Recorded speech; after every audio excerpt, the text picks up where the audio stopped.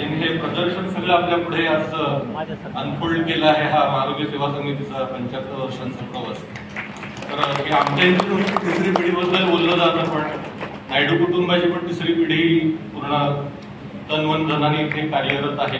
आई नायडू आणि अम्मा नायडू इथे यायचे, त्यांची दुसरी पिढी पण आपल्यासोबत आज इथे आहे. आणि ही तिसरी पिढी की जे व्हॉलेंटरीली काम करतायत पूर्ण वेळ कार्य करतात.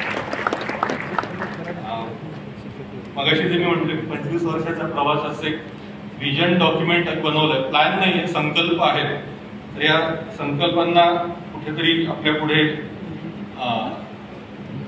मांडावं असा आमचा एक मानस आहे.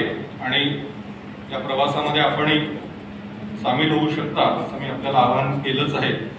काय काय संकल्प आहेत हे आपण जसं ओपनिंग आज इथे करणार आहोत.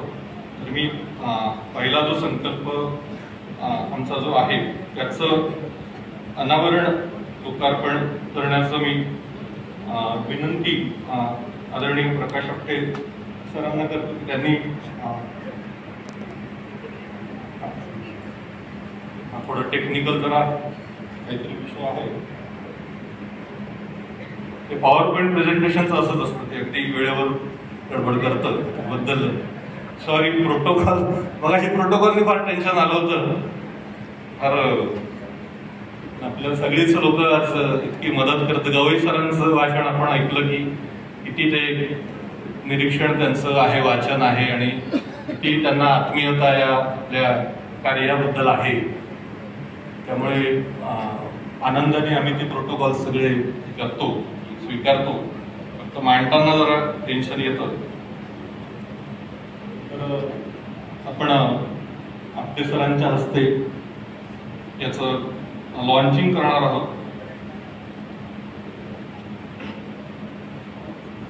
स्लाइडर देण्याची मी विनंती करतो. काकांना मी विनंती करतो आपण स्क्रीनच्या जवळ जाऊन हे करावं की आपला फोटोग्राफ पण आम्हाला घेता येईल. Crafting a state of the art infrastructure research and innovation hub असा हा पहिला आमचा एक संकल्प आहे. मी अमृताला विनंती करतो की तिने याबद्दल थोडी माहिती द्यावी, कारण ती क्वालिफाईड आर्किटेक्ट आहे आणि डॉक्टर विकास आमटेंच्या कार्याने या क्षेत्रातल्या ती प्रेरित आहे. तर आणि ती खूप चांगलं काम करते या क्षेत्रात. मी तिला याबद्दल एक्सप्लेन करण्याची विनंती करतो. थोडं नमस्कार. इनोव्हेशन हब आम्ही जे म्हणत आहोत की महारोगी सेवा समिती बनू शकते, त्याचं कॅम्पस हे आनंदवनात बनू शकतं. याच्या मागचं कारण असं की विकास आमटे 1970s 80s पासनं या क्षेत्रात काम करतायत की एम्प्लॉयमेंट जनरेशन सुद्धा आहे आणि क्लायमेट चेंज आणि सस्टेनेबिलिटी हे कन्सिडर करून आपण आत्तापर्यंतचं बांधकाम आनंदवनात आणि इतर प्रोजेक्ट्समध्ये करत आलो आहोत. तर ह्या पुढे पण यावर आधारित स्किल डेव्हलपमेंटवर काम व्हावं आणि जी नवीन युवा पिढी आहे ह्यांना हँड्स ऑन ट्रेनिंग मिळावं की ज्याच्यामध्ये फक्त थिअरी बेस्ड नॉलेज नसेल तर इकडे त्यांना टेक्निकल लाईव्ह साईटवरती शिकायला मिळेल.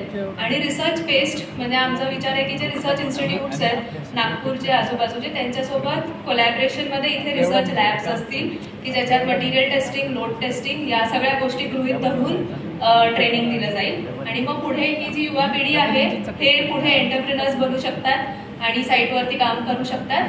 तर त्याच्यासाठी हे इनोव्हेशन हवं.